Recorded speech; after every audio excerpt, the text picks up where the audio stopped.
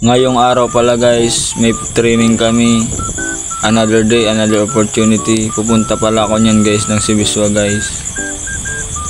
Sumakay na pala ako niyan.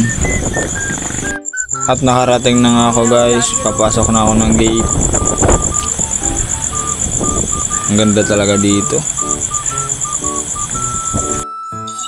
At nakarating na ako sa court namin guys. May naglalaro para, shout out sa inyo mga pogi. At tapos na pala guys yung practice namin. Pauwi na ako niyan guys. Hindi na ako nakapag video kanina. Hanggang dito na lang. Thank you sa panonood guys.